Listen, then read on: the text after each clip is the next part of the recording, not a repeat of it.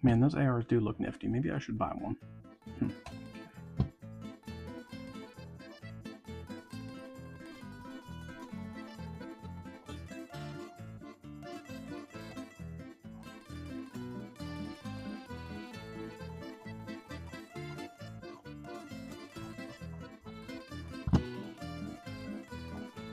Wait a minute. It's perfect. Quick reload, lightweight, perfect trigger, great stopping power, common caliber. Got it. A Winchester Model 70 featherweight. Can't go wrong with it.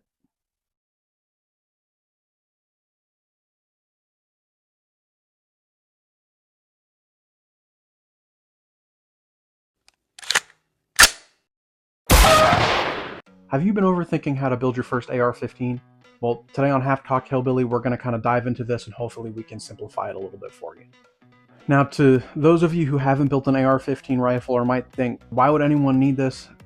We do have a Second Amendment in this country, and there's two ways to apply it. The first reason is in this country, we do have rights to carry a concealed pistol on our person. This is just for one-on-one self-defense. You're not trying to fight any wars with this. Our country was also founded because of a rebellion, and you don't fight wars with pistols. You fight them with tools like this. One of the most common and effective tools for citizens' defense is the AR-15. Now, it's really easy to get overwhelmed with all the information and all the different types of AR-15s that are out there, but I kind of want to simplify that for you a little bit today.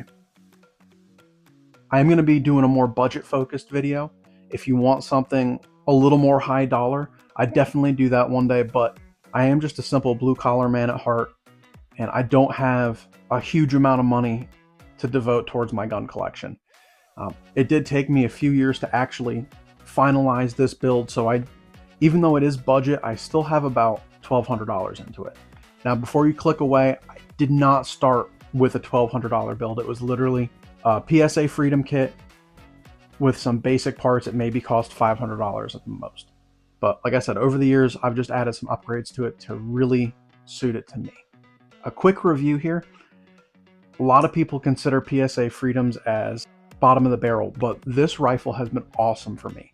PSA rifles are weirdly accurate. It can group way better than I can, and I just have a red dot sight on here. So while this rifle is accurate, it's not a precision rifle. It's supposed to be something that I can grab and go if I have to defend myself outside of pistol distances or, God forbid, fight against tyranny. I do have a couple more rifles here that we're going to take a look at to kind of compare today. But first I want to go over a couple different types of AR-15s that you might see.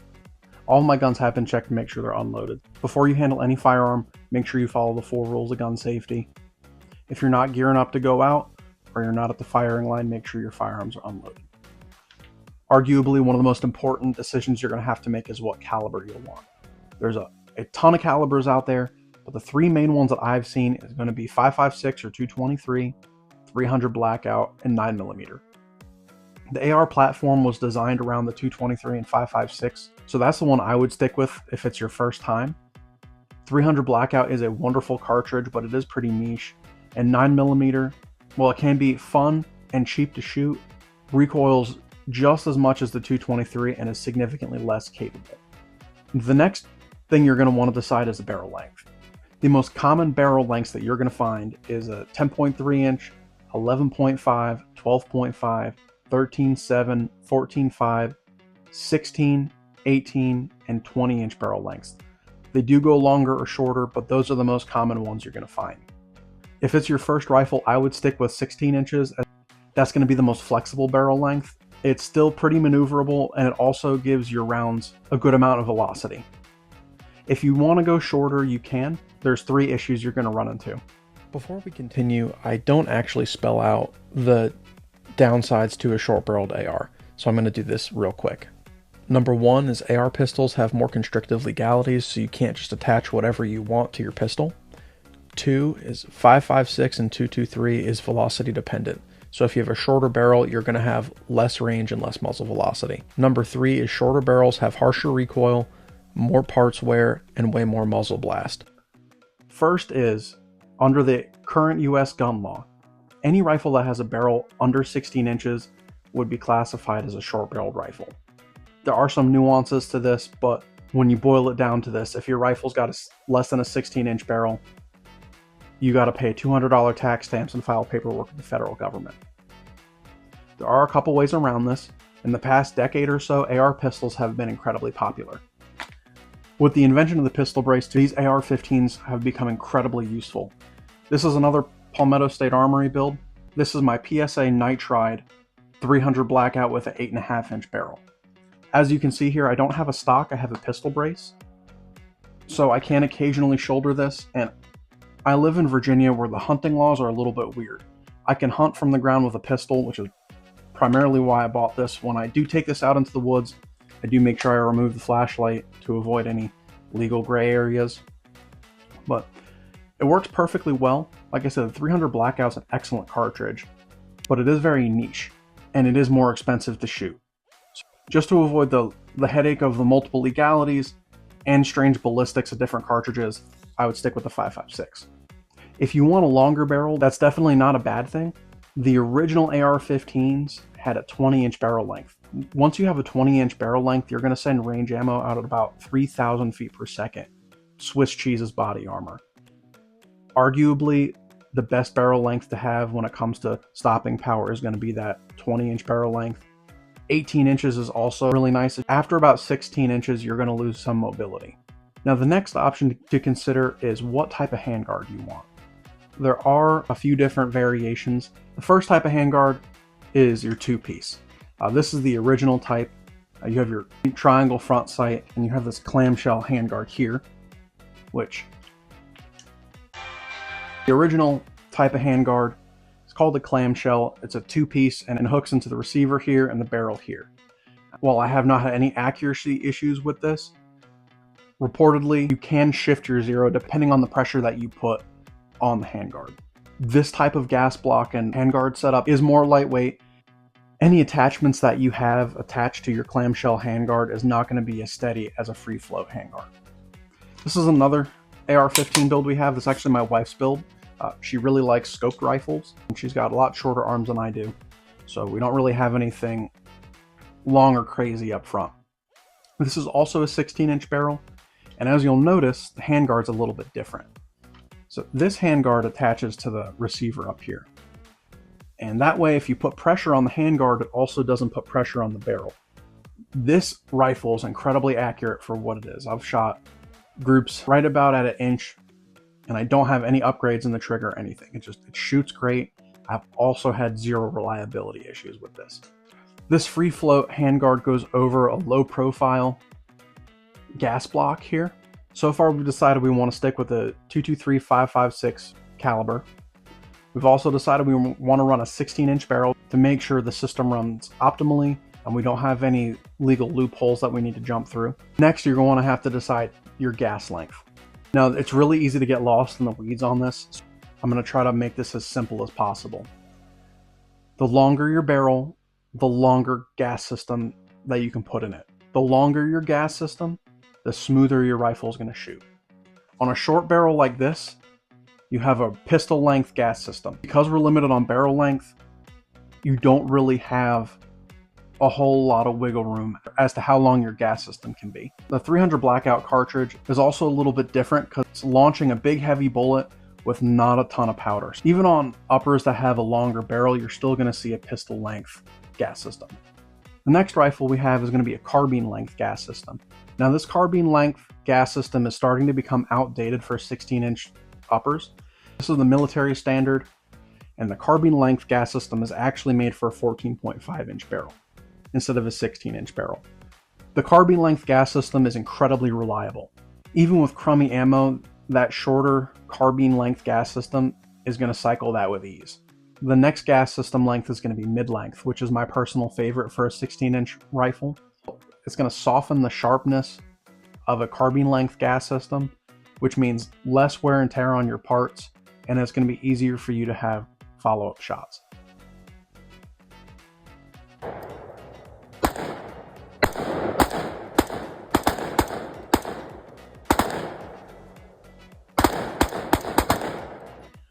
The AR-15 and 5.56 is not a harsh recoiling weapon at all. It's more about how much your sights move under recoil than it is a sore shoulder. The last length of gas system that I don't have is the rifle length. So you're going to see that on 18 inches or above. The rifle length gas system is what the AR-15 was initially designed for. I've never actually been behind one, but reports are it makes your rifle incredibly smooth shooting, and it really just feels like you're shooting a loud 22. Quick nerdy side note. If you're wondering, half-cocked, why don't you put a rifle length gas system on a 16-inch barreled upper? The reason is there's something called dwell time. Dwell time is the amount of time the bullet has when it goes past the gas port and exits the barrel. So this barrel here has a decent amount of dwell time, which will give the gas time to go up through the gas port, through the gas tube, and cycle that bolt. If you have your gas system too close to the muzzle, there's not going to be enough time for that gas to travel through the system and cycle the bolt backwards.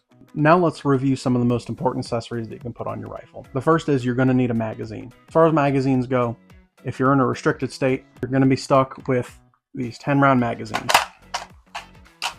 They're adorable, they're super satisfying to pop in and out. They're also nice if you're target shooting on the range, like you're trying to sight your rifle in. It's much easier to put your rifle on a flat, so rest your rifle on a flat surface with a 10-round magazine. Next, you're going to have your 20-round mag, which I think looks really clean, and it actually makes your rifle a little bit more maneuverable. It's not as heavy and not as much sticks out. Last but certainly not the least, you have your standard YouTube compliant 29-round magazine. The two most common types you're going to find is going to be your Magpul P-Mags, which are super affordable. You could find them in almost every store, and most time you can get a good deal on them.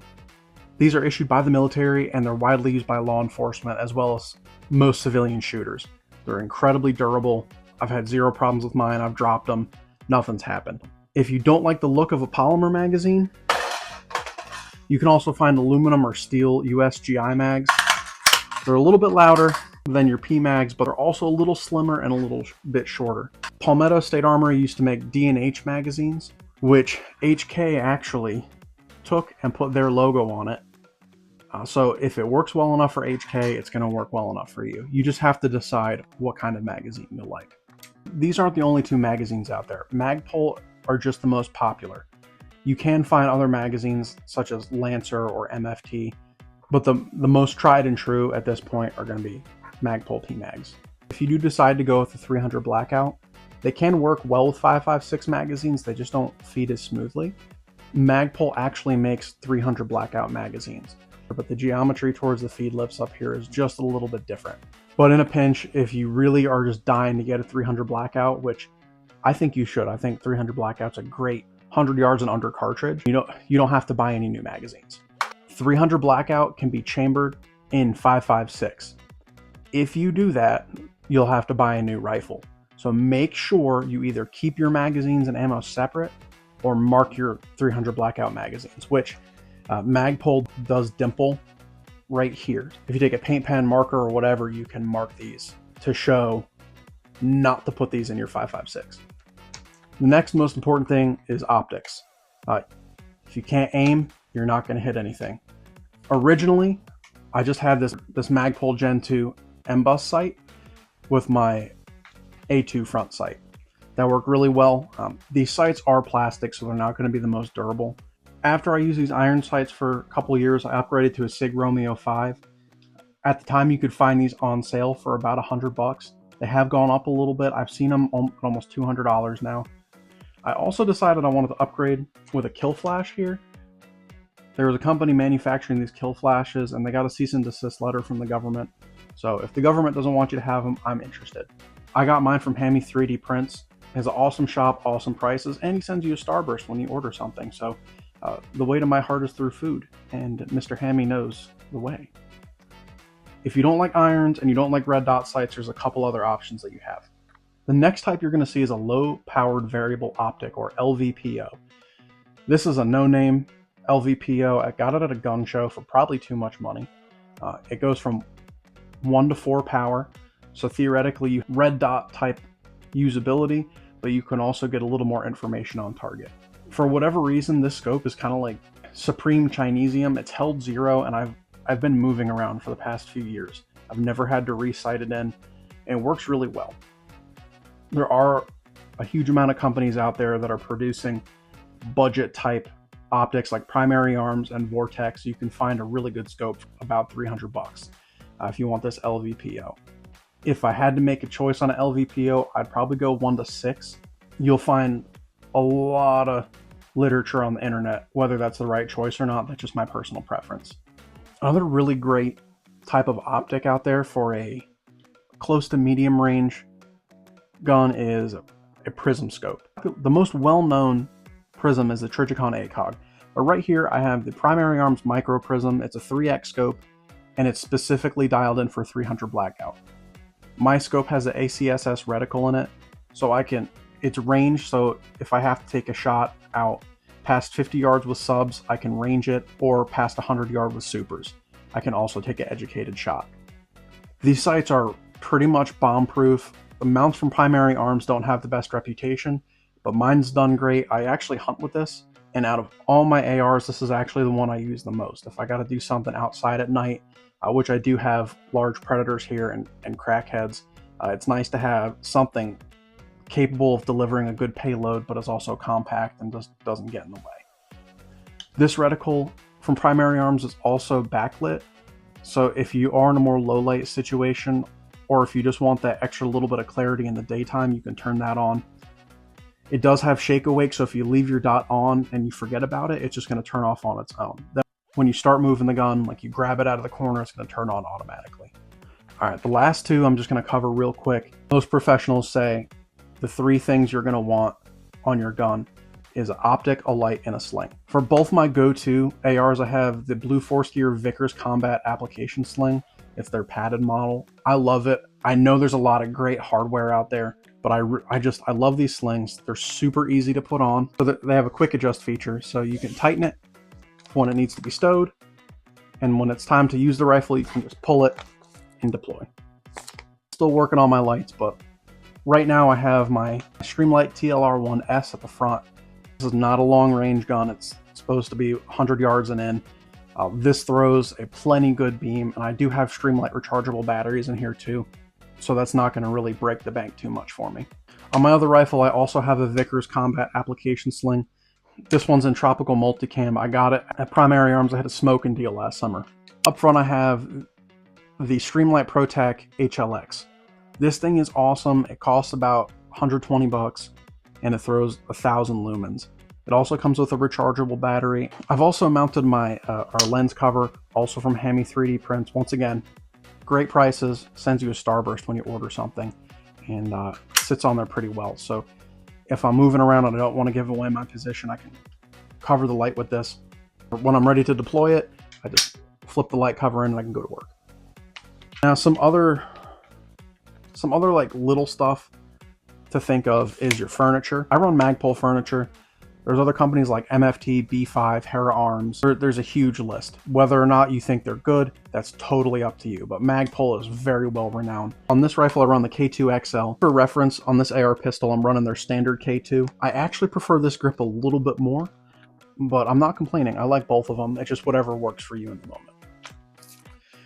Like we talked about earlier, AR pistols have a little bit more legislation going against them, but because we can now run pistol braces, completely changes the game. This is an SB Tactical SBA3. I don't like it as much as the stock, but I also don't dislike it. I love that I'm able to actually occasionally shoulder this, as well as shove my arm through it to stabilize my pistol for better shots.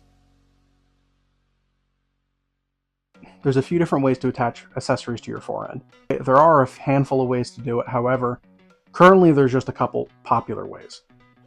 The first is going to be your quad rail. I don't currently have any quad rail guns, but they do exist. I think they are kind of a vibe, and they are super sturdy. So if you wanted to mount night vision or lasers on them, they'll hold 0. Quad rail attachments also reportedly don't break as easily. So if you were in a really harsh environment, or you wanted to use the forend of your rifle as a sledgehammer, you could opt for that. The most popular type currently, and if you want to mount accessories, I would recommend going with an M-LOK. This is my wife's rifle. It has a free float M-lock tube on it. And basically you can mount stuff like a vertical grip without having to attach it to a Picatinny rail, like you can see up top. This is much slimmer and lighter weight than a quad rail. Even though it's not as tough, I've still never had any trouble with my M-lock accessories, especially if you use Loctite and a little bit of elbow grease. I like to run these Magpul VFGs. B5 also makes really awesome furniture. And like I said before, there's a ton of companies out there and there's a ton of products, but I run Magpul. They're incredibly affordable and they work.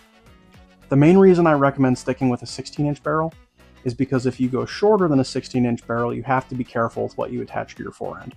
So this is an AR-15 pistol. You could still mount something like a vertical foregrip if you wanted to, but then you have to work around some laws. Just like the Joker does not mess with the IRS. Million? Yes, and if I don't pay up, I'll go to jail for tax evasion. I'm crazy enough to take on Batman, but the IRS, no, thank you. I don't mess with the ATF. I like my life. I don't want to go to jail, especially because I put pictures of this pistol on the internet. So I just avoid that altogether. If your AR has a barrel length of less than 16 inches, it's considered an AR pistol, and you cannot legally put a stock on it. That's why I run this pistol brace here. However, if I were to attach a vertical foregrip on this, it would make it an AOW or any other weapon which is subject to NFA laws. If you want to run a stock and a vertical foregrip or anything else you could dream of, I would recommend just registering it with the ATF to avoid any legal troubles. It's not worth it, just ask Larry Vickers. That being said, you can't run vertical grips on AR pistols legally, but they do have angled grips and other types of hand stops to make sure your hand's secured. This works just fine for me. I can still actuate my light. It's not the most comfortable, but like I said, it's slim. I get a good purchase on it. It works.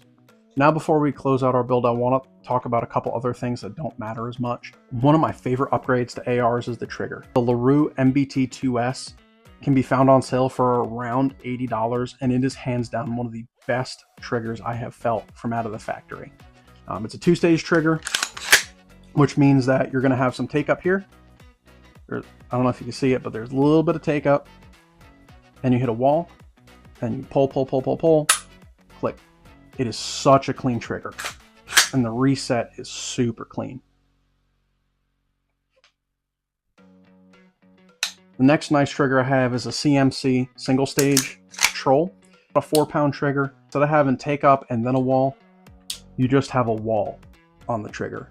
You put, and once again, super short reset. I love both those triggers. If you can afford a better trigger after your rifle is upgraded, I 1000% would encourage you to do that. I did put an upgraded bolt carrier in this rifle. It's just a Toolcraft premium nickel boron bolt. It does slick up your action a little bit and it's much easier to clean. Another fine touch on 5.56 rifles is a heavier buffer. So I put a H2 buffer in here and it did really take the edge off the already slight recoil. So like when I fire this, it doesn't move. I love shooting this fast because you can shoot it fast. Final touch, what doesn't make a huge difference, you just feel really cool, is an upgraded charging handle. The old school way to reload these was you take your 2 fingers and pull back, but now with these upgraded charging handles, if you have to use a charging handle, you reach over and you can cycle your action. I have a BCM gunfighter on this rifle. I think it's well worth it if you have the extra change to spare.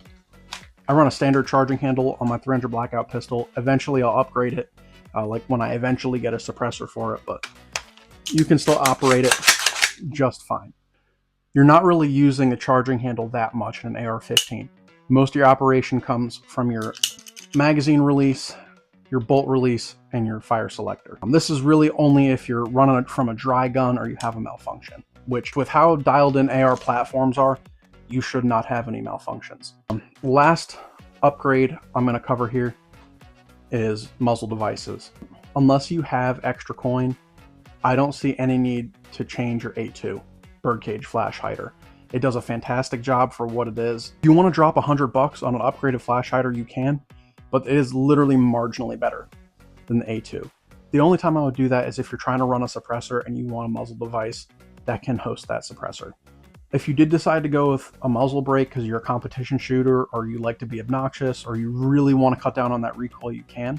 But just to kind of recap here, this rifle is kind of your first AR-15, a little bit of do-it-all. According to the internet and most veterans that I've listened to, the easiest way to give your position away is with muzzle flash. Muzzle brakes send out a billboard to where you are. So stick with the flash hider, and then one day upgrade to a suppressor if you can. All right, guys, couple final thoughts. The lore on the internet is going to suggest that 16 inches is really long. It's actually not. This is my Ruger 1022. It has an 18.5-inch barrel on it. And if you compare it to my AR-15 with the stock collapsed, the AR-15 is actually shorter than that. So don't get discouraged by numbers. What's really important is that you get out, train, and use your gun. If you're really hung up on the numbers, the best advice I can give to you, besides train, is get in shape. The better shape you're in, the easier life is going to be for you. Whether it's just being better looking, body works better, clears out your mind, and it really helps combat our sedentary lifestyle. Now, like a lot of people say, it takes one to know one. I'm currently on like my second or third weight loss journey. I'm in the trenches with y'all. I hope you can watch me slim down as my channel progresses. In the words of a famous YouTuber, don't be a loot drop. None of these ARs are going to matter if you can't perform basic movement. So anyway, take care of your body and your mind. Make sure you tell your family and friends that you love them. Thank you for watching, guys. Once again, my name is Half-Cocked Hillbilly. If you have a comment, leave it down below. Make sure you like and subscribe. It means a whole lot to me. I can't wait to see y'all in the next video. I'll see you real soon.